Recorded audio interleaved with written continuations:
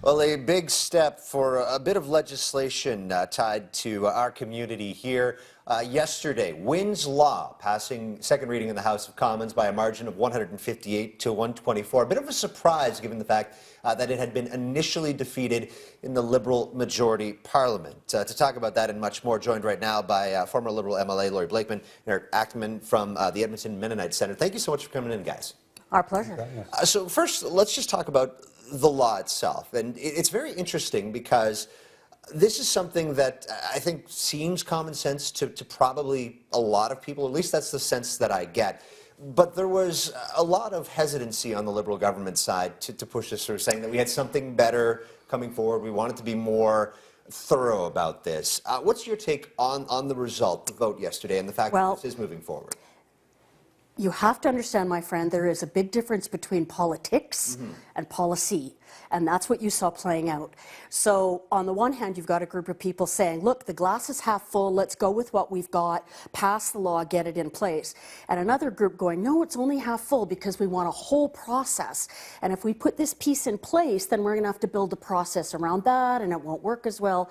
So, and there's a big public push as well. So that's the sort of political appearance side of it versus better policy. So in the end, I think everybody will get what they want. It just may not come in exactly the order that they want. Yeah, in a lot of ways I agree. It's politicking. You know, they could have waited for something more thorough, but it's popular enough that it seems like a no-brainer to most people.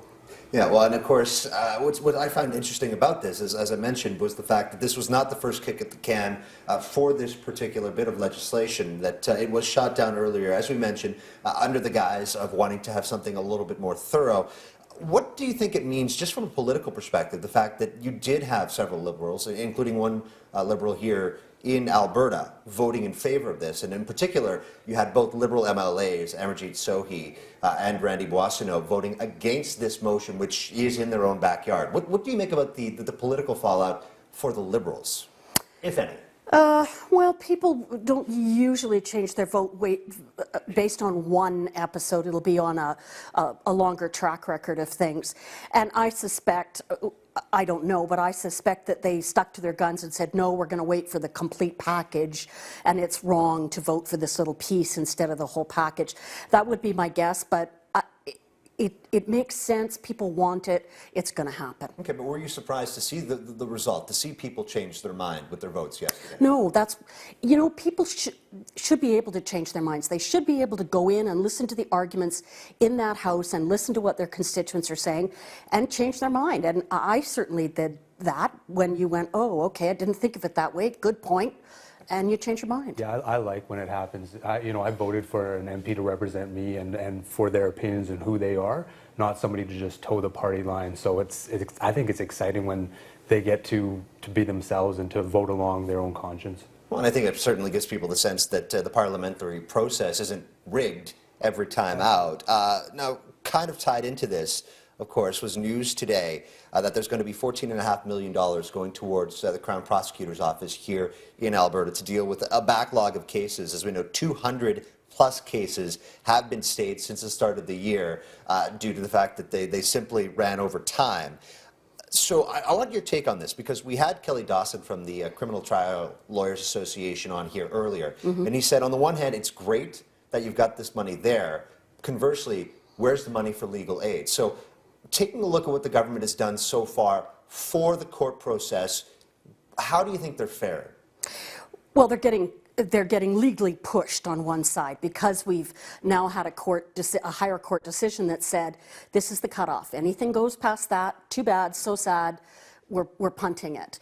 But there's nobody making a higher court decision to fund legal aid, so they're not faring as well in this pitched battle, right? But I think actually the Wynn case and this are tied together. It is about funding the judicial system itself, and I think you could include incarceration on one side and policing on the other. And we've been underfunding those areas for decades, and it finally came to the point where people went, we can't do this anymore. You have to stop doing this. You have to fund them. But I absolutely agree. It's not justice if you're just going to fund for prosecution of people and not give people their natural justice, their day in court with assistance, which is what most people need. Yeah, to say there's no justice for victims too because there wasn't enough resources in the system is an unreasonable thing to say. I mean, it's just not fair. So while the legal aid argument I think is reasonable, there's a bigger picture, which is people not having either their day in court or victims seeing a crime prosecuted. I'm a little tougher than you. I think they should be funding legal aid at the same time. It should go together, hand in hand. Dollar for dollar. Yeah, and legal aid is a heck of a deal. It really is, and people get good representation out of that. And I didn't swear, that we've continued to underfund them. It's just not right. That's too bad. We're like on I think a 3-second delay, but I don't know how good our guy is. So thank you for holding back to appreciate that. We're going to take a little bit of a pause. That's just round one of the Thursday edition of the Hot Topic panel. When we come back, we are going to tackle everybody's least favorite 3 letters in the entire English language, D-S-T. Don't go anywhere.